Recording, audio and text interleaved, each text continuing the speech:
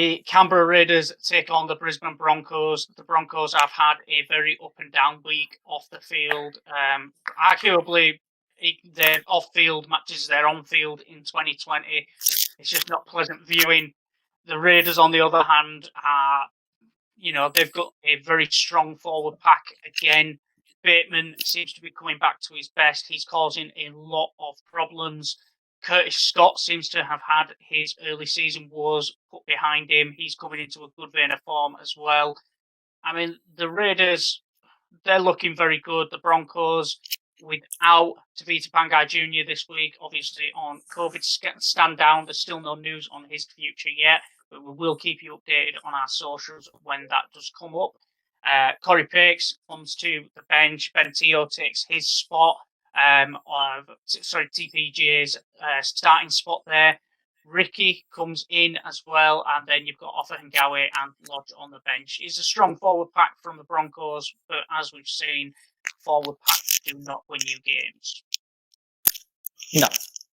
No, they do not, especially when one of the hustle and bustle forwards that they have is now potentially, now granted these are rumours, but potentially without a club in Tavita Pangai Jr. It's not very pleasant viewing, I think, for Broncos fans, and we're not going to harp on too much about that or about the rumours surrounding that. But the Raiders coming off a bit of a disappointing performance against Penrith, 28-12. Nathan Cleary just decided to show up in the first half and then consolidate in the second. The Broncos, you can't tip them. You just really can't tip them at the moment. You can't tip anyone for any time try scorer. You can't tip a line because as we saw against Cronulla, they have the potential just to show up and blow everyone out. Blow everyone's multis out of the water. It's not trying to trash the Broncos or anything, but they're not going to have their coach for the next 2 weeks as he attended to a family emergency. They don't have their probably best second row. Well, their fittest second rower. Fafita, I wouldn't say is at full fitness yet. I'm amazed that they throw Ben Teo in starting instead of Offa Ngawe. Teo, I think, has been fantastic as an impact player coming off the bench, but to have him over Queensland Origin second rower baffles me a little bit in the current form. I mean, it's kind of like beating a dead horse at the moment, no pun intended. They're just coming up against teams that are pushing for finals football, and the teams that are pushing for finals football are pushing through the Broncos. So, in terms of a tip, it's pretty easy, that one. I'm going the Raiders. If I've done my math right, 4 of the last 5 games that these two have played have gone 44 points or over. In fact, the last 2 games have been 26-22. If anyone is looking at an exact margin, the only time that it didn't go over 40 points, it was 13-12 at Suncorp in favour of the Broncos in 2017. So I'm going the Raiders. The over is 40.5. I'm eating that up at $1.90. I think that Bateman will get over at $3.40. If there's going to be a game where he gets over, it should be this one. He's been looking good. He looks strong.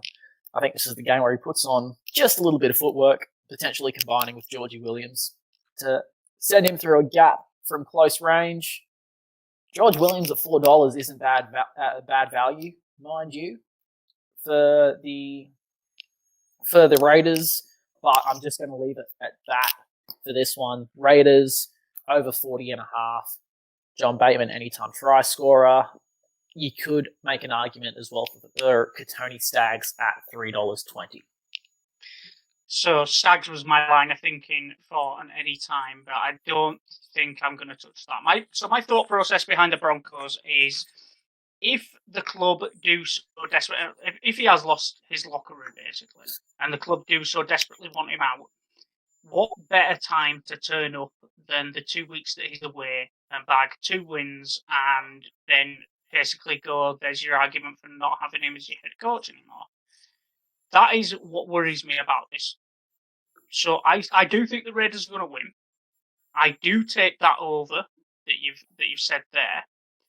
I think there's going to be points, but I think it's going to be tight. So I'm going to go Raiders 1-12 on this with the over. I think the Broncos try their best to stick with them, but I think that the Raiders eventually just in that last 20 minutes put some points on. Yeah, look, like I said, these games have gone over, and to your line of thinking, in the last 5 times that these teams have met, the highest margin's been 10 points. So, I think that's a strong argument for any for a 1-12. I do want to point out, mate, if you're thinking Stags, if we were to combine our two thoughts here, it's just a theory. Combine the Bateman, we throw in Stags, over 40.5, Raiders 1-12. That's paying $72 for a same game multi. The value is stonking. Okay, I think that's going to do it there then. As always, gamble responsibly. Anything you are prepared to stake, you are prepared to lose. Just bear that in mind. Also, a massive thank you to our sponsors again, RCR Nutrition. Check them out. Head over to their website, www.rcr-products.co.uk. Using code CKM to get 20% off your order. Go check them out. Go show them some love as well as they are helping the channel out. As ever, if you did enjoy this, leave a like, subscribe to the channel so you are always up to date. And as ever, thanks for joining us, and we'll see you for the next one.